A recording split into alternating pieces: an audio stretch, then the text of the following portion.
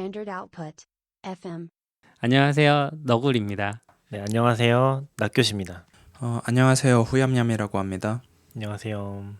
안녕하세요. 오랜만이네요. 그런가요? 네. 예. 회사에서도 잘 못 뵙는다고 두 제가 분은. 최근에 그렇죠. 일단 그 연휴였으니까. 그렇죠. 연휴였으니까. 연휴인데 당연히 오랜만이죠. 네, 얌얌님이 오랜만에 오셨습니다. 네, 후원 먼저 소개하고 지나가겠습니다. 네, 기쁘게도 이번 주에도 후원이 있습니다. 팟빵에서 가을 하늘나라님께서 후원을 해주셨고요. 그리고 이민석님께서도 후원을 해주셨습니다.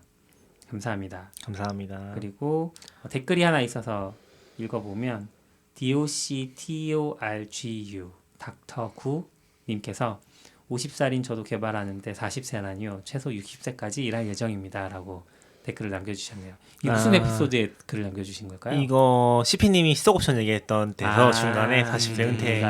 40세, 50세 은퇴할 수 있다 이런 얘기들. 근데 이게 약간 이게 뭐 여러 가지 기사들이 호도를 하는 부분이 있어서 좀 그런 얘기가 섞여서 나왔던 것 같은데 네. 40세 은퇴 얘기는 진짜 거의 없는 것 같긴 하고 보통 이제 공식적으로 보면은 50대 은퇴를 한다는 얘기가 많이 있는데 네. 근데 그게 이제 얘기를 하는 게 뭐냐면 좀 찾아보니까 50대 은퇴를 한다는 의미가 아니라 50대에 그러니까 평생 직장으로 있었던 그런 직장에서 나간다는 의미고 실제로 일을 하는 나이는 60세 이상까지도 네. 일을 한다고 하니까 되게 좀 뭔가 은퇴라는 단어 자체가 네. 불분명한 그러니까 취업률이랑 좀 비슷한 것 같아요. 취업률이라는 단어도 제대로 공부 안 하면은 이게 그냥 취업률이지라고 생각하잖아요. 그쵸. 그거랑 이제 정확한 통계적인 의미를 아는 건 다르니까. 네. 근데 은퇴라는 것도 이게 약간 용어적인 의미가 있는 것 같더라고요. 그래서 우리가 생각했을 때 일을 그만두는 나이는 아닌 것 같아요. 그렇군요. 네, 그런 것 같아요. 정규직에서 벗어난 나이 이 정도인 것 같아서 그게 이제 최근에 50세 정도로 보도가 되니까 사람들이 50세 은퇴하냐 막 그런 얘기 많이 하거든요. 근데 아마 CP님은 그거를 이제 좀 더 빠르게 얘기하신 건지 아니면은 그 기사를 같은 걸 비슷한 걸 보고서 그냥 40대로 착각을 하신 건지 모르겠어요. 근데 아무튼 뭐 그때 그 얘기가 한번 나와서 근데 아무튼 이거는 뭐 저희의 공식 의견은 아니고 CP님 의견이니까 우리의 공식 의견이라는 것도 있어요? 모르겠어요. 뭐 아무튼 그렇습니다. 은퇴가 노동으로부터의 해방은 아닌데 그렇죠. 많이들 그게 노동으로부터의 해방이라고 생각하니까 기대를 해서? 그렇죠. 아무래도 저희도 뭐 돈 없으면 60대 넘어서 일해야죠. 기대하죠. 살고 싶다면 CP님이 사실 그런 면에서 얘기를 해보면 가장 뭐라고 해야지 긍정적인 분위기긴 해요. 자기 60 넘어서도 코딩하면 돈 벌 수 있겠지라고 항상 얘기해요. 아무튼 그런 댓글이 있었고 네. 오늘 뭐 단신 간단하게 하나 얘기를 드리면은 그냥 요거는 저희 회사에서도 관심 있게 보던 내용이라서 하나 뽑아봤는데 아마존 RDS에서 그러니까 이게 원래 되던 건가? 오로라만 추가로 되는 건가? 잘 모르겠네요. 근데 아무튼 S3에다가 8퀴트? 뭐라고 읽죠 이거를? 모르겠습니다. 파쿠? 이게 파퀴트? 아파치 쪽에서 로고 처리할 때 쓰는 그런 포맷으로 알고 있거든요. 네. 팔퀴트 PARQUET라는 이 포맷으로 S3로 엑스포트하는 기능이 이제 추가가 됐어요. 그래서 로그를요? 그렇죠. 그래서 아마 팔퀴트 형식을 뭐 아테나 같은 데서 직접 지원을 할 거예요. 그래서 요거를 바로 뭔가 분석을 하거나 그런 데 사용할 수 있게 되었다고 합니다. 근데 저희는 이거를 좀 기다렸던 게 뭐냐면은 네. 저희는 이제 기본적으로 데이터베이스가 다 아마존의 RDS에서 운영이 되고 있어요. 그런데 실 데이터 분석 쪽은 이제 그쪽에서 직접 분석하는 게 좀 부담스럽다 보니까 작을 때는 거기에 있었는데 이제 문제가 되는 게 뭐냐면 통계 코드를 돌리잖아요. 네. 그런 전체 로그를 다 읽어버리니까 이게 처음엔 괜찮았는데 1년 지나고 2년 지나고 보니까 하나씩 장애가 터지는 거야. 어딘가에서 이제 폭탄이 터지는 거죠. 그래서 그런 걸 다 빼고 있거든요. 빼고 있는데 그걸 이제 구글 빅쿼리 같은 곳으로 좀 옮기고 있어요. 그런데 지금 데이터베이스 전체를 덤프 떠서 옮기는 게 쉽진 않은 상황이거든요. 그래서 이런 기능을 좀 기다려왔어요. 실제로 뭐 다른 시도도 했었는데 잘 안 됐거든요. 그래서 전체 덤프 떠서 빅쿼리 집어넣거나 하는 것들을 하려고 생각을 하고 있어서 요걸 좀 더 이제 반갑게 봤던 것 같아요. 네, 그렇습니다. 뒤에서 약간 좀 삽질기도 같이 한번 네. 얘기해 보도록 하겠습니다. 얘기해 주세요. 네, 오늘 후냠냠님 오신 이유가 이제 최근에 S3에 인텔리전트 티어링이라는 기능이 추가됐는데 예. 최근은 아니죠. 예. 생각보다 오래됐어요. 2018년 말 아마 그쯤일 거예요. 아 그래요? 아 그쵸 네. 그쵸 오래됐죠. 엄청 오래됐네요. 네. 그거를 나온 지는 꽤 됐고 지원하는 데가 이제 확대되는데 좀 오래 걸린 거긴 한데 미국은 뭐 처음부터 됐는데 그때는 별로 신경 안 쓰고 보다가 네. 그냥 이런 게 있구나 하고 넘어가고 나서 한 6, 7개월쯤 지나고 나서 이거 써먹을 수 있겠다라는 생각이 불현듯 들어서 이제 적용을 한 거죠. 정확히 인텔리전트 티어링이 뭔가요? 일단 S3의 파일 저장하는 방식이 여러 가지가 있는데 그 중에 이제 우리가 보통 쓰는 게 스탠다드라는 게 있고 네. 스탠다드는 여러 개의 존에다가 파일을 나눠서 파일을 중복으로 적어놔서 마치 레이드한 것처럼 백업본이 존별로 다 있어서 특정 존에 문제가 생겨도 파일은 손상되지 않는다를 보장하는 게 이제 스탠다드고요. 네. 그 다음에 스탠다드는 비싸요. 스탠다드는 비싼데 그렇겠네요. 예. 얼핏 들어. 그 다음에 infrequent access라고 보통 S3 스탠다드 IA라고 부르는 게 있는데 IA는 한 달에 한 번 정도 접근할 정도의 파일을 그쪽에 넣으라고 가이드를 하고 있어요. 얘네들은 저장 비용은 줄어드는 대신 접근할 때 접근 비용이 붙는 애들이에요. 그래서 자주 접근하지 않는 애들을 이렇게 infrequent access에다가 넣어주는 거를 많이 하는데 이번에 나온 인텔리전트는 그거를 좀 자동으로 해주겠다는 거예요.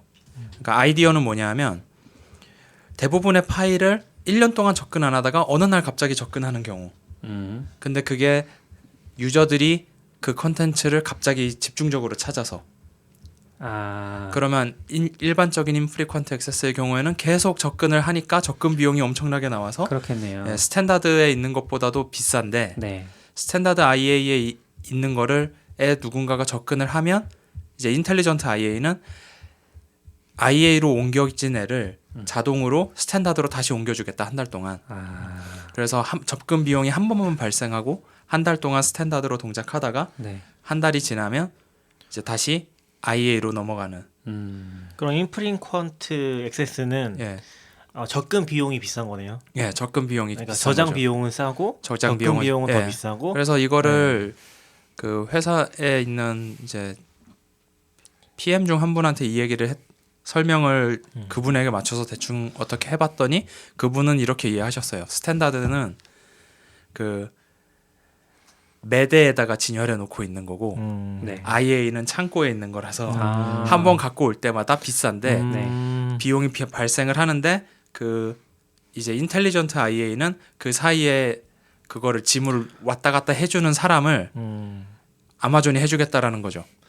그러면은 IA가 이제 인프리퀀트 액세스잖아요. 예, 예. IA를 쓰면은 뭘 물어보고 싶었던 거지?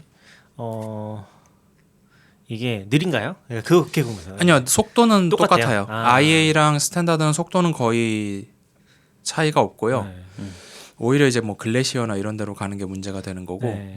그거 말고 좀 찾아보시면 원존 IA라는 것도 있어요. 네. 그러니까 스탠다드는 여러 개의 존에다가 넣는 거면 원존은 하나의 존에다가만 넣는 거라서 그 존에 장애가 발생하면 파일 접근이 안 되거나 손상이 될 수 있는 뭐 그런 것도 있긴 합니다. 그러니까 아마 IA랑 스탠다드는 내구성이 똑같을 거예요. 그러니까 맞아요. 99.999 했을 때 그 9가 9개인가 개수가, 11개인가? 네. 아마 그게 똑같을 거고 근데 원조는 그게 낮을 거예요. 원조는 그 내구성이 떨어질 건데 네. 얘기하신 것처럼 이제 IA랑 이제 액세스용 관점에서 비슷하고 예.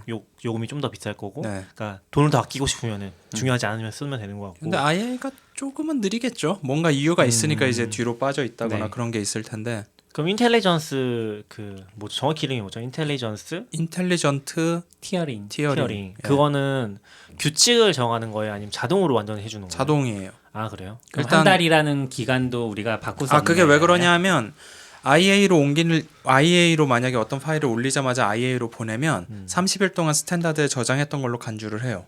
그래서 비용이 추가로 나오거든요. 그러니까 그거는 뭐 아마존 내부적으로 뭔가 구조에 의해서 있는 어떤 기능인가 봐요. 그래서 네. 스탠다드에 최소한 한 달은 있어야 된다라는 규정이 있고 정확히 기억은 안 나는데 커스터마이징은 좀 할 수 있을 거예요. 그 라이프 사이클 쪽에서 커스터마이징 하는 게 있으니까. 그 라이프 사이클은 이 인텔리전트 티어링이랑 상관이 없는 건가요? 예. 아니면 상관이 그러니까 없는 거예요? 예전에 이제 라이프 사이클이라고 네. S3에 파일을 넣고 일정 기간이 지나면 네, 뭐 맞아요. 옮긴다거나 삭제한다거나 네. 뭐 이런 것들이 있었는데 그런 비슷한 거에 정도의 커스터마이징은 아마 할 수 있을 거예요. 아, 그러면 라이프 사이클이라는 게 원래 있었고 예. 그 인텔리전트 티어링은 별도로 완전 추가된 기능인 거네요. 그렇죠? 그렇죠. 그러니까 네. 보통 라이프 사이클은 점점 뒤로 빼는 콜드 네. 스토리지로 옮겨가는 것만 네. 지원을 한다면 아. 인텔리전트는 이제 앞으로. 핫과 콜드를 왔다 갔다 할 수 있게 해주는 그런 기능인 거죠. 왜냐면 저도 이걸 잘 모르니까 사실은 거의 스탠다드만 쓰긴 하거든요. 뭔가 새로운 작업을 할 때는.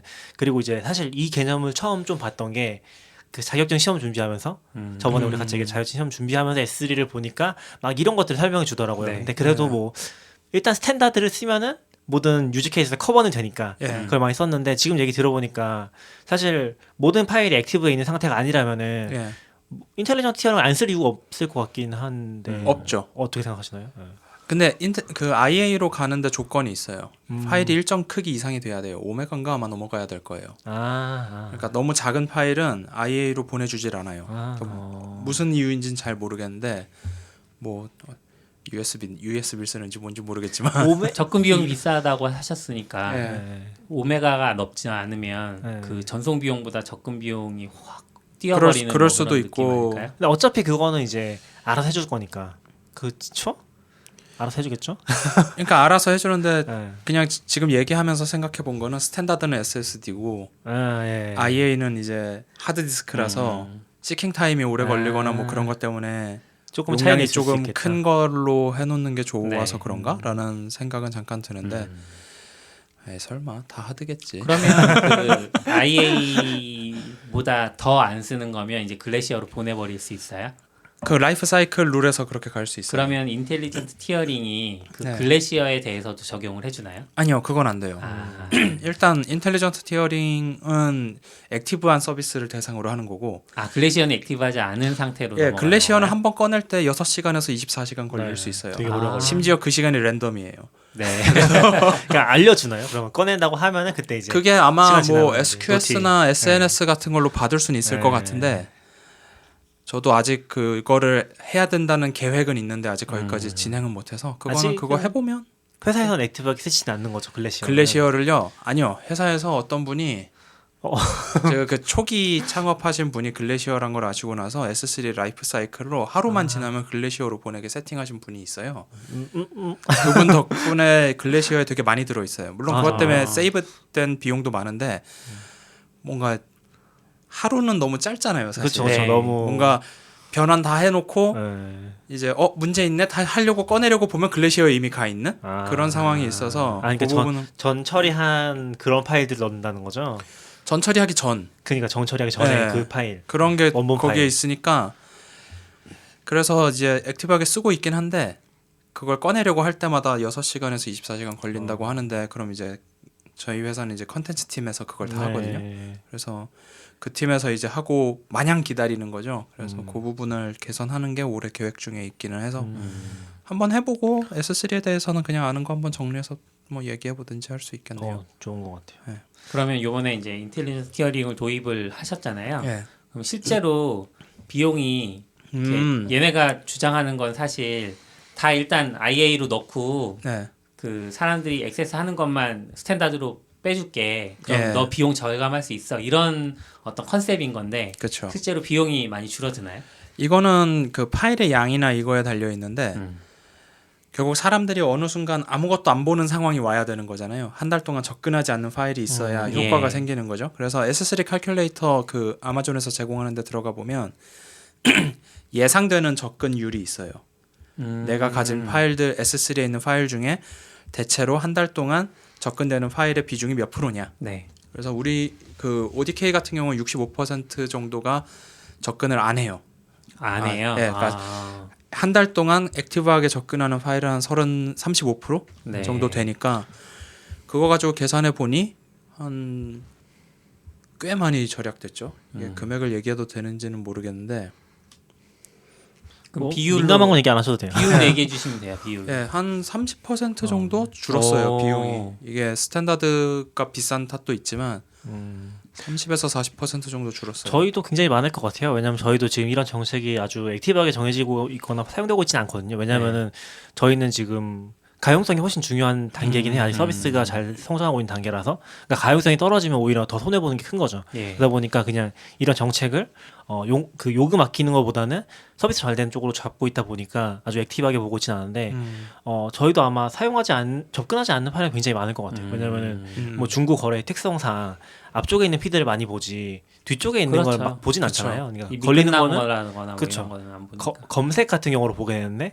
검색도 사실 키워드가 모든 키워드가 다 검색이 되진 않잖아요, 보통. 그러면 이제 아예 노출이 되지 않는 애들은 SEO랑 똑같은 것 같아요. 네. 노출되지 않는 애들은 절대 노출되지 않는 그런 네. 상황에 빠지게 되다 보니까 실제로 저희도 뭐 계산해 본 적은 없지만 뭐 한 60% 이상은 거의 한 달 이상 접근되지 않지 않았을까? 사실 그런 보통 그런 것 같아요. 네. 보통 회사들이 60%는 아예 그냥 서비스의 모양새를 위해서 있는 파일이지. 저희도 아마 제가 직접 요새는 보지 않아서 잘 모르겠긴 한데 예전에 뭐 람다 엣지 써서 처리하는 것도 공유하고 했었거든요. 동적으로 변환하는 것들. 근데 아마 원본은 다 뒤 저장하고 있을 거라서 그런 부분들도 얘기해 보면 좋지 않을까 싶네요. 원본 파일은 글래시어가 나올 수도 있어요. 아 그렇죠. 글래시어 나올 수도 있죠. 아예 접근 안 한다고 치면. 그리고 최근에 디플리 글래시어라는 게 또 나왔어요. 그래서 오. 뭔지 모르겠어요. 더 싼데 왜 더 디플리인지 더 꺼냈는데 더 오래 걸리고요. 저 깊이. 네. 근데 아까 말씀드렸던 그 창업하신 분 중에 한 분이 글래시어를 좋아한다고 하시는 그분이 네. 디플리 글래시어가 나오자마자 또 적용을 하셔서 이건 또 이걸 또 내가 컨트롤해야 되는구나. 더 꺼내기 힘든. 하는 단계까지 와 있는 상황이긴 지금 합니다. 좀 찾아봤는데 아까 전에 이제 인텔리전트 티어링에서 사용할 수 있는 최소 용량은 128kb라고 하네요. 오메가까지는 아니고 저희도 이미지에도 충분히 적용할 수 있을 것 같아요. 그렇겠네요. 요새 뭐 휴대폰에서 직접 올리면 엄청 크잖아요, 사실은 그죠. 이미지들이. 그래서 그런 포인트가 있고 그리고 제가 다음으로 넘어가도 되나요? 예. 그 비슷한 게 구글에서 나왔어요. 오. 글래시어 비슷한 게. 그러니까 그러니까 거기도 GCP에서 그렇죠. 예. 구글 클라우드 플랫폼이 나왔고 거기도 이제 그 구글 스토리지라는 게 있는데 거기에 클래스라는 개념이 있나 봐요. 네. 근데 클래스에 아카이브라는 클래스가 나왔어요.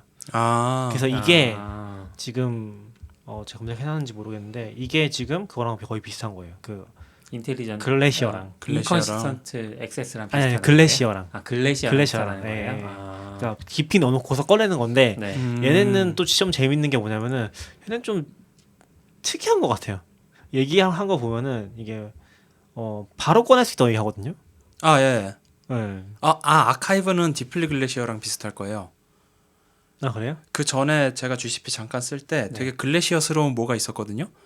근데 바로바로 접근이 됐어요. 느렸지만. 네. 그러니까 아마 아카이브는 디플리일 수 가능성도 있어요. 더 깊이 들어간다. 근데 여기는 지금 보면은 바로 접근할 수 있다고 얘기를 하거든요. 아카이브에도. 네, 그래서 구글 스토리지는 특징이 다 바로바로 접근이 돼요. 오. 뭘 어떻게 한 건지 모르겠지만 테이프를 안 쓰나? 근데 설명을 보면 또 테이프를 쓴다고 봤던 것 같긴 한데 그래서 좀 잘 이해가 안 되긴 했어요. 근데 지금 여기도 뭐 약간 그 페이지 자체 설명에 보면은 명백하게 글래시어를 노리고 쓴 얘기가 있거든요.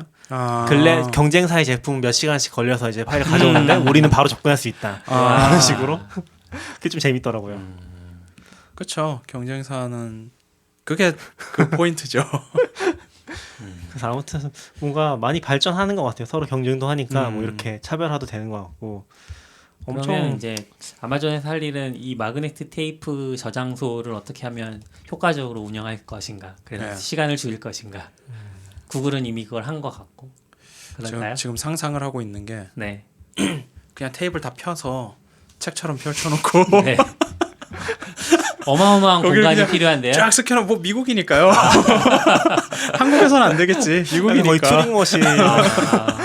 무한한 메모리를 가진 튜링머신. 그러니까 말아놓고 뭐 FF 리와인드 패스트 포워드를 하니까 느린 거라고 한다면 그냥 펼쳐놓고 무한한 메모리를 가졌지만 액세스 타임 고려하지 않는다.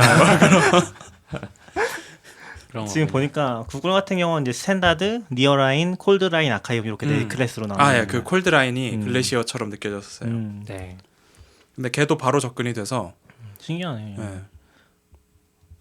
아무튼 그것도 써봐야 좀 알 수 있는 것 같아요. 저희도 거의 AWS 좀 종속돼 있다 보니까 그렇죠. 뭔가 분산이 좀 쉽진 않더라고요. 그래서 뭐 근데 이거 적용하는 게 어렵지는 않죠.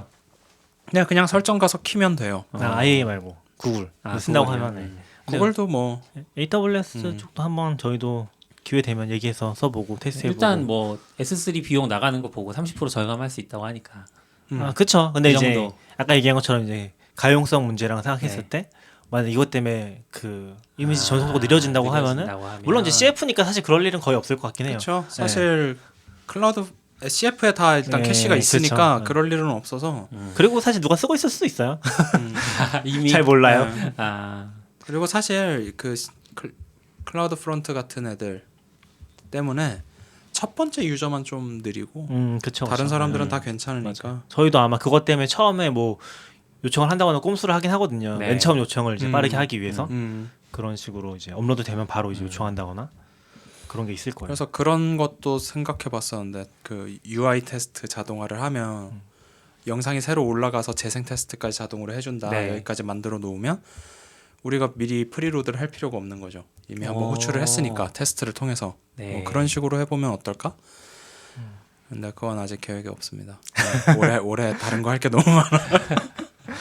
그러시군요. 약간 ODK에서 비용 절감에 네. 약간 장인이신 거 아니에요 지금? 그렇죠. 그죠? 작년에도 했고 재작년에도 했고 작년에 뭐였었죠? 작년에 작년이 그때 이거고요. 한번 공유해 주셨던 인텔리전트 것 같은데? 그거고 재작년에 재작년에 뭐였죠? 한 거는 이제 뭐 괴로운 뭐가 있어요. 그거 얘기했었나요 아니, 저 여기서? 아카마이로 뭐 백업하고 아카마이로 마이그레이션 하는 과정이었는데 그걸 이제 그때 좀 괴로웠죠. 힘드셨군요. 뭔가 새로운 것도 있으면 비용 절감도 했지만 이제 그때는 시간이 중요한 상황이었는데 그 시간 안에 그러니까 뭐 일주일이었나 2주일 정도밖에 안 됐는데 그 안에 몇 테라 정도 되는 데이터를 AWS에서 아카마이로 다 복사해내는. 그때 총 옮긴 게 500테라 정도 옮겼고요. 그걸 2주 동안 옮겨야 돼서 근데 시작한 게 2주 남은 거고 네. 프로그램 작성하고 하는 시간만 그래서 그때 목표가 이제 일주일 안에 다 옮길 수 있는 속도 확보해야 된다 해가지고 그때 거의 열흘을 새벽 4시에 자고 6시에 일어나는 걸 계속 반복했어요. 이게 그러니까 이런 상황에 닥치면 네트워크가 아무리 빠르다고 해도 네트워크는 정말 느린 물건이구나 이런 게 그쵸, 느껴지죠. 느리죠. 그러니까 차라리 이 500테라를 하드디스크로 그냥 덤프 떠서 그래서 들고 가는 게 아카마이 맞아. 스토리지에서 집어넣으면 훨씬 빠르거든요. 그렇죠. 근데 왜 그렇게 안 하셨어요? 일단 배송비나 이런 게 네트워크가 더 싸니까요. 근데 그런 얘기도 재밌었던 것 같아요. 예전에 어디였지? 지금은 사라진 회사인 것 같긴 한데 예전에 이제 일본 쪽에다 데이터 밀어넣는 얘기도 그런 발표 들었던 것 같긴 하거든요. 근데 그런 얘기도 재밌는 것 같아요. 요번에 실제 그 얼마 전 작년에 이제 한참 이슈됐었던 그 블랙홀 했을 때 관측하는 블랙홀 관측하는 그 데이터가 걸 많다. 했을 때 데이터 많고 전 세계에 다 흩어져 있잖아요. 네. 관측소가. 맞아. 그때도 하드디스크로 페덱스인가 DHL로 보내서 다 모아서 다 모아서 했다고. 그러니까 관측소가 지구상에 여러 군데 나눠져 네, 있는데 네. 그걸 다 모아서 분석을 해야 되니까 그죠. 그랬다는 거죠. 네, 맞아요. 네트워크로 보내면 네. 너무 용량이 막 이거 크니까. 기사를 찾아주셔야 됩니다. 그건 모르겠는데. 근데 이게 잘 찾으세요. 500테라 정도 되면 디스크로 어려운 게 그때 스마트 스터디에서도 한번 이 500테라. 페탄가를 한번 해보자 해가지고 맞아. 그때 제가 어쨌든 그때도 스토리지나 영상 이건 제가 하고 있었으니까 그래서 단순 계산을 했는데 하드디스크 하나가 무게가 대충 3kg 정도 되거든요. 네. 2테라 기준으로 당시에 이제 2테라 하드가 주로 네. 있었던 2테라가 더 쌌으니까 네. 근데 그건 안 되겠고 해서 4테라짜리로 해서 4kg짜리로 해가지고 막 계산해 보니까 디스크만 한 2톤 정도 나와요. 그러면 그 건물이 무너지거든요. 왜냐면 디스크는 켜키에 쌓아서 한 곳에 네, 이제 그렇죠. 딱 쌓아놓으니까. 그렇죠. 그러니까 그렇게 안 하면 물리적으로 불가능한 그런 당시에 물리적으로 할 수 있는 게 아니었고 아니 마찬가지로 평평 까요. 그러니까 500테라를 이제 막 트럭에 싣고 막 어쩌고저쩌고 하려면 네. 비용이 어마어마했을 거예요, 그쵸. 진짜. 그렇게 하니까 또 그러네요. 네. 이게 쉬운 일이 아니네요. 500테라면 결국에 하드디스크로도 그래도 몇백 개가 필요한 예. 거니까. 그러니까 우리가 엄청 가벼운 전자를 이용해서 데이터를 전송하니까 이게 가능한 거지. 맞아요. 500테라면 집에서 집으로 옮겨도 안 될 것 같아. 일단 하드디스크 안 되겠구나. 네, 집에서 안 되겠구나. 1년 동안 막 옮기면 또 다른 데로 또 옮기자 뭐 이럴 수도 있어요. 요 정도 규모 되는 마이그레이션 얘기들이 경험이나 얘기들이 생각보다 많지는 않은 것 같아요. 그러니까 실제 경험한 사람도 많이 없고 그런 것도 그리고 되게 좋은 것 보통은 할 필요가 없거든요. 같아요. 안 하는 게 제일 좋죠. 그냥 그 이거- 정도 되면은 이거 한 게 좋은 경험은 아닌 것 같아요. 그 저는. 정도 되면 사실 폐기하고 새로 쌓자는 네. 물론 되는 아. 경우에는 그런 얘기도 이제 있을 수 있겠죠. 그냥 설계 잘못, 뭐 계약 잘못, 뭐 여러 가지 이유로 이런 일을 하는 거지 보통은. 하긴 이제 지금 ODK도 그렇고 전 회사도 그렇고 계약 같은 게 굉장히 중요하니까. 네. 만약에 이런 일이 다음에 뭐 크게 발생한다면 아마존에 폐업한다 이건데 그럼 모두가 그걸 옮기려고 할 거잖아요. 네. 그럼 아마존이 트래픽 비용으로 돈을 받겠죠? 그럼 살아날 거예요. 그러니까 뭐 망할 일도 없고. 갑자기 개그물이 됐는데 괜찮은데요? 가끔씩 소문 한 번씩 아니면 같이 망하거나 뭐 그런 거죠. 그러니까 뭐 별로 뭐 그럴 일이 안 올 것 같. 올 확률이 너무 낮다는 거죠. 그렇게 생각하는 건 쉽진 않은 것 같아요. 저희도 지금 서비스가 많아지다 보니까, 그러니까 사용하는 서비스가 많아지다 보니까 아마존 안에서 트랜스퍼 비용 같은 것들을 쫓아가는 게 되게 힘들더라고요. 그렇죠. 그러니까 실제로 부작용도 되게 많잖아요. 이 서비스 썼는데도 이쪽 서비스에서 비용이 발생한다거나 네. 그런 게 좀 투명하게 안 보이는 부분이 있어서 막상 맞아요. 이제 비용 최저화 같은 거 조금씩이라도 보려고 하면은 생각보다 품이 많이 들어서 이제 미루는 것도 있긴 하거든요. 맞아요. 네. 그런 게 쉽지 않은 그리고 이게 진짜 가끔 있다 보니까 이런 경험담이 다음에 이 작업을 할 때 도움이 될 거라는 보장이 별로 없어요. 다시 새로 네, 완전히 새로운. 왜냐하면 그동안 서비스는 엄청 많이 바뀌었고 그래서 네트워크가 더 안정적이 됐을 수도 있고 뭐 여러 가지가 그쵸. 생기는데 그러면 과연 지금 이런 경험담이 네. 미래에 도움이 될까 하면 그냥 난 이 정도는 순발력 있게 할 수 있구나 정도 자기 위한 이 정도 외에는 특별할 건 아니에요. 없을 것 도움이 같아요. 될 거예요. 미래에는 데이터 단위가 더 커지겠죠. 요번에 500테라를 했으면 다음에 근데 몇천 뭐 테라가 지금 뭐 네트워크 속도도 점점 비례해서 빨라지고 있으니까 비례하는 만큼 네트워크 데이터 속도는 용량도 비례하는 거죠. 안 빨라지는 거 아니에요? 늘어나는 거죠. 우리 왜 그런 얘기 했었잖아요. 2G에서 3G 넘어갈 때 야 이제 영화를 몇 천만에 다운받을 수 있어 했는데 영화가 또 이렇게 고화질이 되고 그렇죠. 디스플레이가 좋아지면서 데이터 속도는 근데 광속을 못 넘는 거 아니에요? 아니요. 아니에요? 그거는 좀 다른 건데 네. 보통 전자의 흐름은 초당 1, 2cm밖에 안 되는데 전기 전체적인 흐름은 빛의 속도로 생각하거든요. 왜냐하면 전자가 하나 밀리면서 나머지를 밀면서 네. 흘러가는 거니까. 잘은 그러니까- 모르겠지만 그러니까 네트워크 속도가 어마어마하면 뭐 빛의 속도도 되지 않을까요? 뭐 그다음에 뭐 무슨 양자올 아직 기민이 뭐니 뭐 별의별 게 다 더 있으니까 빨라질 수 있는 여지가 있다는 거죠? 여지는 많죠. 그것 때문에 사람이 죽을지도 모르는 게 문제지. 무선 같은 경우에는. 갑자기 디스토피아. 기계님들한테는 사람의 생명 따위는 중요하지 않을 거잖아요. 저는 가끔씩 그런 생각해요. 여기 지금 우리가 있는 이 공간에도 무선 데이터가 막 왔다 갔다 하는 그쵸. 거잖아요. 네. 그러면 내가 그 데이터를 읽을 수 있지 않을까? 루시처럼 루시란 영화처럼 지금 이분 좀 이상한 사람. 하이테크 시대에는 그런 게 가능할지도 모르죠. 근데 그래서 그 얘기 많이 해요. 우린 이미 빛에 둘러싸여 살고 있다고. 전파도 다 빛이니까 우린 빛 뭐, 안에 살고 있는 암호화돼 거고. 있지 않은 데이터도 많을 거 아니에요. 그렇죠. 따지고 보면 그렇죠. 암호화된 것도 뭐 보면 매트릭스처럼 보이겠죠. 아무튼 지금 농담이었고요. 그렇게 노력하지 않아도 저기 당근마켓 개발자 한 분이 켜놓은 저 코드 에디터에서 코드가 지금 제 눈으로 들어오고 있거든요. 시각 정보로. 시력이 한 5.0쯤. 그런 뭐 전파를 볼 수 있는 컨택트 렌즈 같은 거 나오면 볼 수는 있겠네요. 안경이나. 근데 전파가 보이는 거지 그 안에 있는 데이터가 보이는 거 아니잖아요. 그거 뭐 어떻게 할 수 있지 않을까요? 읽을 수 있나? 스파이 뭐 007처럼 이렇게 안경을 끼면 누군가 통신하는 내용이 보인다거나. 뇌랑 해석기랑 연결하면 되잖아요. 뇌랑 연결은 아직 좀 시간이 필요하지 않을까요?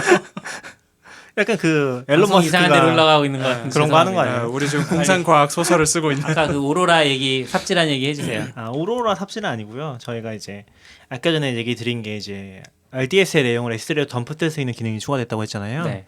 그러니까 그런 걸 하기 전에 최근에도 또 삽질한 게 있었거든요. 이건 주로 CP님이 했던 거긴 한데 이제 데이터베이스 마이그레이션 서비스인가? DMS라고 AWS 또 서비스가 있어요. 네. 그러니까 이게 이종 데이터베이스 간 마이그레이션 지원해주는 서비스거든요. 그런데 제 생각에는 굉장히 쓰기 난이도 높은 서비스 중에 하나예요. 이거는 그 뭐 외부에 있는 데이터 센터에서 가져올 때도 가능한 들었던 것 같아요. 될 것 같아요. 왜냐하면 이게 소스랑 데스티네이션을 잡아서 쓰는 거라서 예를 들면 소스를 특정 엔드포인트를 가진 포스트그레스 잡고서 예. 그다음 데스티네이션을 특정 엔드포인트를 마이스큐 잡고서 전송을 하면 되는 거니까 그런 처리도 가능할 것 같아요. 그러니까 이론적으로는. 근데 뭐 아마존 내에서만 되는지 밖에서 되는지까지는 제가 잘은 기억은 안 나요. 근데 네. 아무튼 이론적으로 보면 엔드포인트 가지고서 연결 받아서 DMS가 하는 역할은 걔를 인스턴스를 띄우거든요. 예를 들면 DMS용 뭐 C5 4X 같은 거 띄운 다음에 큰 걸 띄워서 걔가 변환 작업을 해요. 그러니까 포스트그레스2 MySQL이면은 거기에서 변환 작업이 필요할 거 아니에요. 일종의 네. 몇 가지 네. 부분에 있어서 그 매핑 또 룰을 정할 수 있을 거예요. 거기에 맞춰서 변환 작업을 하고 거기다 밀어주는 작업을 하는 건데 네. 이게 되게 힘든 이유 중에 하나는 일단 이쪽 인스턴스 관리가 그렇게 잘 안 돼요. 그러니까 AWS 보면은 일라스토치 서비스 같은 거 있잖아요. 근데 굉장히 서비스가 늦게 뜨고 잘 떠 있는지 확인이 잘 안 되고 그런 단점들이 있거든요. 근데 비슷해요. 그러니까 인스턴스가 동작은 하고 있는데 이게 잘 뜬지 안 뜬지 되게 확인이 안 되고 뭐 10분 이상씩 걸리고 그러다 보니까 되게 반응성이 느리고 좀 확인이 힘든 거죠. 그리고 굉장히 많이 실패를 합니다. 실패라는 거는 도중에 실패하면 끝나버려요 작업이. 그렇죠. 그러면 이제 그거는 좀 거의 치명적이네요. 중간부터 다시 할 수 있다고 하는데 네. 대부분의 경우는 거의 새로 해야 돼요. 그러니까 이게 좀 상황이 좀 파악하기가 힘들어서 새로 하는 게 제일 깔끔하긴 하죠. 실패하는 이유는 로그가 남아요? 로그가 남긴 한데 거의 대처 불가능하다고 보면 돼요. 왜냐하면 데이터를 옮기는 거라서 그런지 네. 이게 데이터 상태라든지 뭐 데이터 정합성이라는 게 그 데이터베이스 안에서는 어떻게 잘 맞았는데 옮기려고 하다 보니까 변환 작업 깨져. 그런 케이스들 발생을 하잖아요. 그러다 보니까 저희도 지금 데이터베이스가 굉장히 커져 있는데 메인 데이터베이스 같은 경우는 그런 것들을 DMS로 옮기려고 하면은 계속 한 50% 가다 실패하고 30% 다시 가다가 또 실패하고 규칙도 바꿔서 작업하면 또 실패하고 이런 식으로 이제 계속 중간에 실패를 하는 거죠. 그러니까 예전에 제가 작업했던 거 기억하는 걸로는 전 한 1년 전쯤에 이제 채팅 서비스를 분리하면서 작업을 좀 했었거든요. 그때 기억하는 거는 이게 테이블별로 마이그레이션이 되긴 해요. 테이블 단위로 이제 작업을 하면 좀 편하긴 하죠. 그래서 통째로 한다고 하면 진짜 힘들고 네. 약간 테이블 단위로 하나씩 옮긴다고 생각하면은 그나마 좀 쫓아갈 수 있긴 해요. 그래서 약간 테이블 단위로 전략을 해도 포린키나 살아나요? 그런 거는 이제 다 쪽에서 맞춰야 될 거예요. 수작업으로 하고. 그러니까 같은 데이터베이스는 거의 맞출 수 있긴 할 네. 건데 그 마이그레이션 먼저 이제 테이블 구조 준비한 다음에 옮기거나 하면 맞출 수 있긴 할 텐데 그런 부분들은 다 수작업을 맞춰야 돼요. 왜냐하면 얘는 기본적으로 이종 간 데이터베이스 이전을 지원하는 툴이기 때문에 네. 같은 데이터베이스에서 같은 데이터베이스로 옮겨도 똑같이 옮긴다는 보장이 없어요. 변환 작업 거치잖아요. 그래서 이 DMS가 지원하지 않는 타입은 네. 안 되는 거죠. 따지고 보면은 여기 뭐 포스트그레스에서 플러그인 쓴다거나 아니면은 플러그인 안 써도 뭐 제이선이나 아니 포스트 GIS에서 쓰는 타입이라든지 그런 것들이 있잖아요. 그런 것들이 변환이 안 될 수 있어요. 그런 것들 다 고려해야 돼서 굉장히 좋아 보이는데 막상 쓰려고 보면 계획 같은 서비스가 DMS거든요. 그래서 최근에도 이제 CP님이 이거 쓰면서 삽질했던 것 중에 하나가 뭐 그런 포인트들이 있고 이번에 삽질했던 것 중에 하나는 포스트그레스를 쓰는데 이게 저희가 포스트그레스 쪽에 대한 이해가 아주 깊은 사람이 없어서 그런 걸 수도 있는데 이제 예전에 보면은 지금은 그렇게 안 하는데 뭐 오로라 같은 경우는 그렇게 안 하는데 예전에 마스터에서 리드 리플리카로 옮기는 작업을 할 때 WAL 이런 걸 썼다고 하더라고요. 혹시 WAL이라고 하시나요? WAL이 뭐냐면은 변경 사항을 전부 다 그 로그로 뜬 다음에 네. 그 로그를 그 하나씩 적용하는. 그쵸, 다 이제 네. 리드로 옮겨버리는 그런 식으로 복사를 하는 거죠. 근데 아마 오로라는 S3를 백엔드로 가지고 있어서 그런 식으로 하진 않는 걸로 알고 있어요. 그래서 이 기능을 켜야지 사실은 DMS에 쓸 수가 있어요. 포스트그레스에서. 그래서 이 기능을 켰더니 뒷단에서 리플리케이션 슬롯이라는 걸 만든 거예요. 포스트그레스에 네. 또 그 WAL을 사용하는 그 약간 데이터 구조 같은 것들 그게 리플리케이션 슬롯이라고 하더라고요. 이게 만들어진 거예요. 네. 근데 이게 만들어지니까 포스트그레스에는 또 특이한 게 베큐움이라는 게 있거든요. 베큐움이라는 게 뭐 데이터들 약간 찌꺼기 쌓인 것들을 없애주는 그런 작업인 것 같아요. 노골님이 저보다 잘하는 것 제가 같았지만 얼핏 듣기로는 이제 그 1번 로우랑 2번 로우가 있는데 2번 로우를 업데이트를 해요. 네. 그 이제 필드를 뭐 하나를 추가를 해서 새로운 필드를 만들잖아요. 예. 그러니까 새로운 데이터를 넣잖아요. 그러면은 그때 포스트그레스는 2번 필드를 업데이트하는 게 2번 로우를 업데이트하는 게 아니라 3번 로우를 만들어서 복사해서 새로운 데이터를 넣은 고 2번 로우는 일단 못 쓰는 상태로 만드는 거고. 그 그래 놓고 베큐움을 해서 그런 로우들이 쭉 쌓이면 일정 시점에 그런 로우들을 한 번에 치워버리는 그런 식이라고 얼핏 그래서 기억이 납니다. 바큐음을 직접 쿼리로 줄 수가 있어요. 그러면 바큐음이 돌면서 그런 이제 찌꺼기들을 없애는 작업을 하는 것 같고, 근데 포스트그레스 자체 안에 또 오토 바큐음이라는 기능이 있거든요. 그러니까 그걸 켜놓으면은 걔가 바큐음을 테이블들을 보면서 적절한 시점에 이제 바큐음을 해줘요. 네. 그런데 이제 이게 좋은 점은 뭐냐면은 오토 바큐음 같은 경우는 뭐 CP의 표현을 빌리자면은 굉장히 약하게 돌아요. 약하고 천천히 길게. 그래서 DB에 영향을 주지 않을 정도로. 근데 바큐음을 딱 돌리면은 엄청나게 큰 테이블 같은 경우는 그냥 CPU가 쭉 올라가기도 했었거든요. 경험상. 그래서 이제 오토 바큐음이 켜져 있는 상태로 계속해서 서비스를 운영을 해야 되는데 이 리플리케이션 슬롯이 생기는 순간 오토 바큐음이 막힌 것 같아요. 그러니까 이 리플리케이션 슬롯이 생기면은 거기에 이제 엑스민이라고 그 시점을 기록하는 것 같아요. 이 시점부터 복사를 해야 되니까. 근데 그게 업데이트가 안 되면은 어떤 문제가 발생을 하냐면은 백큐음이 이 엑스민보다 그 큰 시간의 로우에 대해서 작업을 못 하는 것 같아요. 그러니까 이거 만들어진 이후의 시점에 대해서는 작업을 못 하는 거죠. 그러다 보니까 오토바큐음이 못 도는 거예요.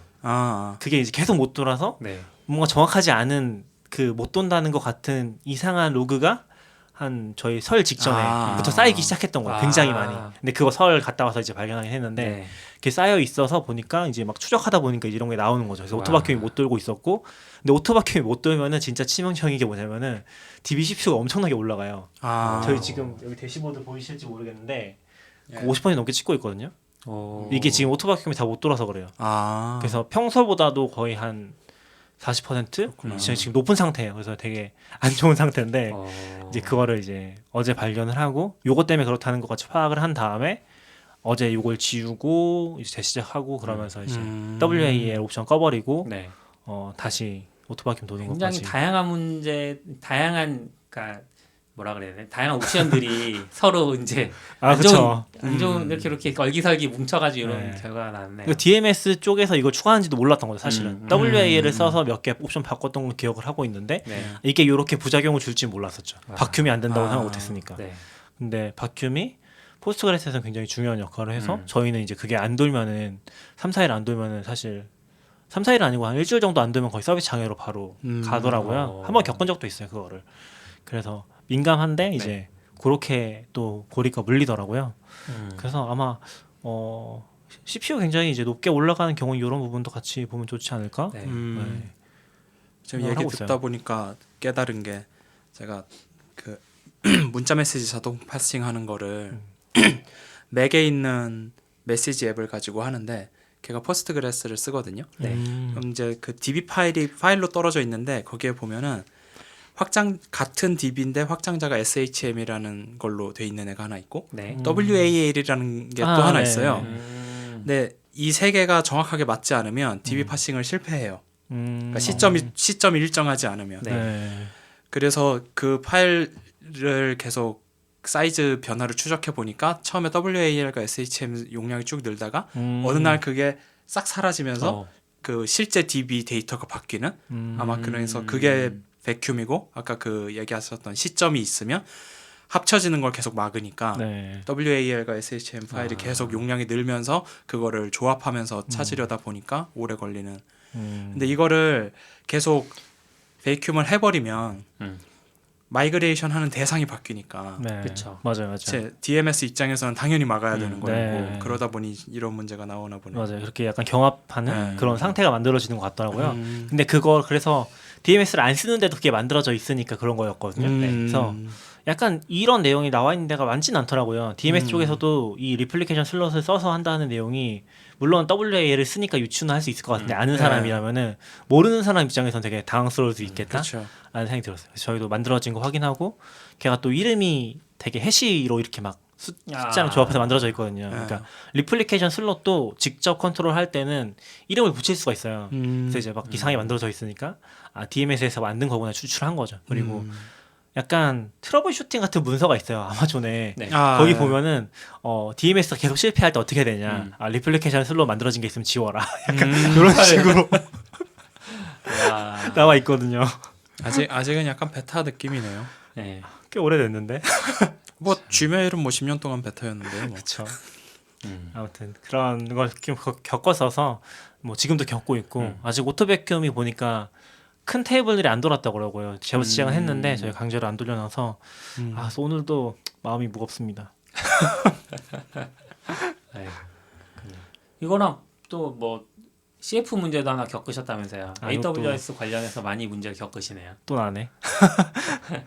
이거는 사실 좀 미묘한 부분이 있는 건데 저희 이제 이미지 담당하시는 분이 이미지 쪽 맡아서 해주고 계신 분이 네. 요거 때문에 계속 삽질을 했거든요. 그러니까 평소보다 이미지가 느리다는 제보가 좀 있었어요. 그러니까 이게 어떤 이슈가 있냐면 저희가 지금 이미지 시스템을 바꾸고 있거든요.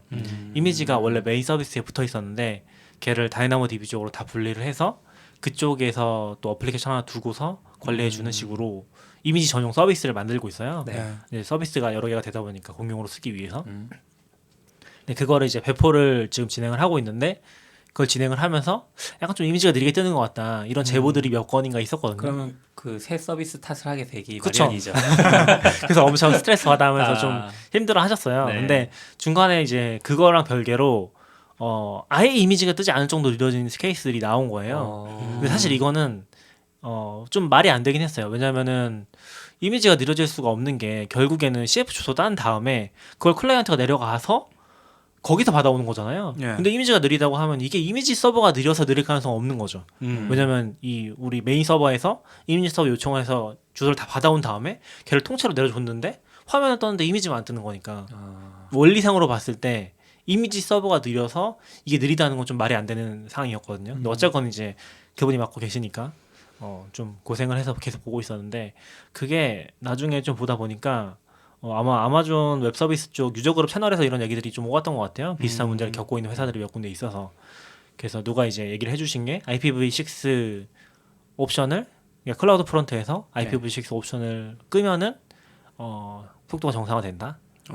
라는 이제 팁을 주셔가지고 아마 그걸 적용해서 저희도 왜죠? 해결이 된 것 같아요. 일주일 정도 겪다가 이제 해결이 됐는데 그거는 지금 저도 정확하진 않은데 누가 추가로 써주신 걸 보니까 아마 이것도 유저 그룹 쪽에 써주셨던 것 같은데 SKT 쪽에서 주로 발생을 했거든요. 그러니까 지연 속도가 전체적으로 느려졌는데 통신사 쪽으로 뭐 따로따로 확인한 건 아니었어서 정확히는 모르고 있었지만 제보 들어온 건 다 그 SKT 쪽이었어요. 실제로 안 뜬다. 그러니까 안 뜬다 정도의 네네. 느리다가 아니라 그냥 실제로 보면은 다 하얀색으로 떠 있는 거예요. 화면이. 그런 건 다 SKT였는데 SKT가 최근에 이제 뭔가 통신 장비들을 바꾸면서 그 장비들이 IPv6를 우선 처리를 하는 것 같아요. 그러면서 DNS 리졸루션을 할 때 IPv6 쪽에 있는 뭐 AAAA 레코드가 있잖아요. A 레코드 말고 네. 그게 없으면은 얘가 먹통이 되는 증상이 있었던 것 같아요. 그러니까 페이로버가 안 되고 바로 페이로버가 안 되고 그걸 뭐 대기한다든지 하면서 이제 그것 때문에 느려진 것 같다고 추측을 하고 있어요. 그래서 해결책이 그분 얘기하신 건 두 가지였는데 IPv6 옵션을 꺼버리거나 AAAA 레코드를 셋업을 하거나 그러면은 이제 해결이 된다. 라고 했던 것 같아요. 근데 저희는 일단 IPv6를 뭐 액티브하게 쓰고 있진 않아서 다 꺼버리는 방향으로 해결을 했죠. 일단은. 그래서 실제로 그때 CF 응답 시간, 지연 시간을 좀 보면은 네. 그거 끄는 순간 확 떨어진 게 보이긴 와. 하거든요. 네. 그래서 이거 아마 트위터에서 공유했었을 거예요. 네. 그랬었죠. IPv6가 뭔가 규칙은 있는데 정확하게 아는 게 많지 않아서 저도 사실 잘, 수도 잘 몰라서. 저도 잘 몰라요. 그래서 IPv6 얘기 나온 건 굉장히 오래됐잖아요. 네, 오래됐고 그렇죠. 사실 유비쿼터스 때쯤부터 나왔을 걸요. IPv4가 부족하다. V4 왜 안 부족해지는 거죠? 뭐 그러게요. 공유계 덕분 아닐까요? 알아서 잘해주니까. 네. 그래서 아무튼 이제 그런 식으로 해결했어서 음. 일단은 뭐 액티브하게 쓰지 않는 경우에는 그렇게 임시로 해결할 수 있지 않을까. 네. 어떻게 보면은 SKT에서 잘 하고 있어서 생긴 문제일 수도 있다는 생각이 들어서 마음이 그쵸. 복잡하죠. 그렇겠네요. 그쪽에서 뭔가 규칙대로 정확하게 했는데 네. 그걸 규칙대로 안 해서 생긴 그쵸. 문제일 수도 있으니. 더 좋은 장비로 바꿨는데 네. 그리고 사실 이런 부분은 우리가 컨트롤할 수 있는 건 아니잖아요. 그렇죠. 그러다 그쵸. 보니까 조금 파악도 어렵고 대응도 힘들고 저희는 그래서 사실 뭐 예전에는 안 좋다고도 많이 얘기한 것 같은데 고객이 디버깅 해주는 경우도 되게 많은 것 같아요. 우리의 문제를 먼저 발견해주는. 보통 사무실에서 테스트하거나 내가 내 집에서 테스트할 때는 공유기도 괜찮은 거 쓰고 있고 뭔가 좀 우리는 뭔가 아니까 그거에 맞춰서 뭔가 세팅해놓고 되게 최적의 상태를 만들어 놓은 뒤 그때부터 문제를 안 겪는 상황으로 그냥 살아가다 보니까 사실 그런 식의 디버깅은 못해요. 하기가 못하죠. 너무 힘들어요. 집이 막 5채 있고 막 이러고 막 각 집마다 막 다른 세팅해놓고 이래야 되는 거니까. 예전에도 기억나는 게 우리 같이 삽질했던 것 중에 하나가 도커 같은 거 이미지 전송할 때 그 KT 방이 너무 느려서 KT 방이 너무 느려서 맞아요. 저희도 이번에 좀 되게 힘들었던 것 중에 하나가 저희가 인터넷 때문에 계속 고생을 하고 있거든요. 오피스 쪽 인터넷 때문에. 근데 또 KT 쪽에서 높은 회선으로 바꿨는데 해외망이 더 느린 거예요. 거의 뭐 사용할 수 없을 정도로. 와. 그래서 다시 이제 롤백을 했는데 왜 원인은 알 수 없고. 원인은 모르겠어요. 그쪽에서도 제대로 이제 그 대응을 안 해줘가지고 그럴 거면 그냥 이전 거 쓰겠다 해서 돌아가긴 했는데 아직 계속 문제를 겪고 있어요. 약간 공유기 쪽 이슈도 그렇고 아주 깔끔하게 해결 안 되는 상태라서 네트워크 쪽 진짜 좀 까다롭구나. 그러니까 사무실 네트워크 쪽 애매한 규모가 되다 보니까 개발자들이 직접 하는 것도 이상하고 업체에 맡기는 것도 그렇게 아직까지 꼭 신통치 않았던 것 같고 계속 고생하고 있어요. 이게 국내 업체들이 우리가 아직 못 찾아서 그런 걸 수도 있겠는데 그러니까 네트워크 공사를 하는 업체가 있고 이거를 관리까지는 신경을 잘 안 쓰는 느낌? 그런 경우들이 좀 있어요. 그래서 이제 뭐 그 무선 인터넷 같은 경우도 이제 좋은 공유기를 뭐 이렇게 뭐 판매 대행이라고 할까요? 리셀러를 통해서 구매를 해서 설치까지는 잘 해주시는데 뭔가 문제가 생겼을 때 이제 그 제대로 대응을 못 해준다는 그런 느낌들이 좀 많이 있죠. 저도 이번에 새로 계약하신 쪽에서는 그래도 기기 쪽이랑 계속 바꿔가면서 이제 테스트 해주고 계시긴 하거든요. 그래서 그나마 좀 기대를 하고 있긴 한데 네. 아직까지 이제 뭔가 전체적으로 와이파이 쪽이 끊기거나 하는 문제들이 완벽하게 해결되진 않아서 근데 이게 좀 심각하긴 하거든요. 뭐 줌 같은 거 회의를 하는데 와이파이 끊겨버리면 뭐 아예 그렇죠. 끊어져 버리니까. 근데 그렇다고 저희는 와이파이 쓰겠다고 다 계약하고서 이제 설치했는데 유선 쓰세요 그러면 그것도 좀 이상하잖아요. 그렇죠. 불편해지는 거니까 당장. 그래서 그런 것 때문에 이제 저희도 계속 삽질을 하고 있죠. 아주 옛날에 뭐 KT가 공유기 쓰는 거 막으려고 뭐 DHCP를 주기적으로 바꾸는 뭐 그런 걸 했다던데 너무 옛날이라. 네, 요즘은 잘 안 바뀌는 것 같긴 해요. 지금도 그러진 않겠죠. 네. 근데 뭔가 끊어지면 자꾸 그런 의심이 드니까 그렇죠. 내가 KT를 쓰고 있는데 잘 되던 게 잠깐 멈췄어. 네. 이거는 혹시 그건가? 뭐 이런. 근데 회사에서 해외망을 쓸 때 좀 더 그런 케이스들이 많이 있는 것 같아요. 전에 회사도 그랬었고 지금 회사도 그렇고 그럼 뭔가 다른 이유겠네요. 잘은 모르겠는데 너무 고통스러운 것 같은 게 그때 도커 이미지를 올릴 때 뭐 30KB 이렇게 나오니까 맞아. 근데 가끔 그럴 때 있어요, 실제로. 도커 이미지가 너무 안 받아질 때가. 근데 그때는 또 이제 약간 여러 가지 문제들이 있었는데 이제 그것도 있었고 데이터 전송 속도 관련해서 이제 회사 내에서 갑자기 인터넷이 안 된다고 막 다들 얘기를 하는데 알고 보니까 이제 네이버였나 무슨 그 파일 트랜스퍼가 있는데 얘가 트래픽을 다 잡아먹는 거예요.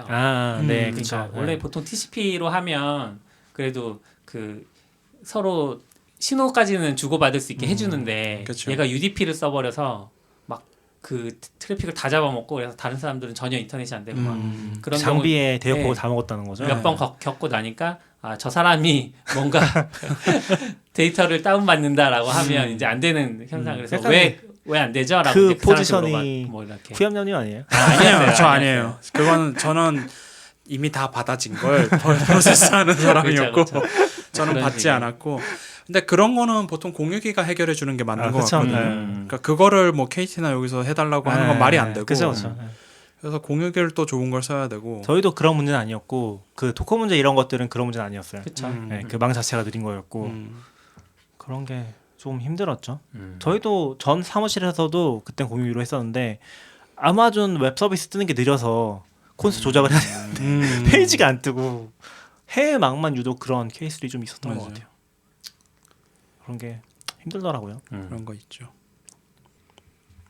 네, 마지막으로 요즘 신종 코로나 바이러스가 이제 유행을 하고 있는데 네, 굉장히 저는 걱정되는 부분은 이제 이 바이러스에 걸리는 것도 굉장히 우려가 되지만 이것 때문에 발생하는 어떤 가짜 뉴스들 예. 그리고 어떤 특정한 지역이나 인종을 향한 어떤 혐오들 이런 것들 좀 걱정이 돼서 가급적이면 그런데 휘둘리지 마시고 그 가급적이면 공식적인 루트로 이제 전달되는 그런 뉴스들 뭐 이제 보건복지부라든지 아니면 정부 발표라든지 이런 것들 이제 주의를 하면서 그러니까 귀를 기울이면서 잘 대처를 하면 사실 저도 가짜 뉴스 유튜브가 요즘 가짜 뉴스 많이 만들어지는 것 같은데 막 우한폐렴 관련된 신종 코로나 바이러스 관련된 막 유튜브 정보 중에 좀 이상해서 검색해 보면 찾을 수 없는 혹은 뭐 그냥 취객이 쓰러졌던 거 뭐 이런 식의 거를 그렇게 편집해서 네. 그렇게 해서 돈을 버느려고 하는 사람들도 있는 것 같아서 이럴 땐 그냥 어쩔 수 없는 것 같아요. 그냥 스스로 잘 판단하고 마스크하고 손 자주 씻고 손 자주 씻고 뭐 그 수밖에 없죠 뭐. 네. 그리고 내가 안 걸리면 주변에 퍼뜨릴 일도 없으니까 그것도 되게 중요한 것 같고요. 맞아요. 네. 그렇게 건강한 모습으로 다음 주에 또 뵙겠습니다. 예, 네. 수고하셨습니다. 수고하셨습니다. 수고하셨습니다. Standard output. FM.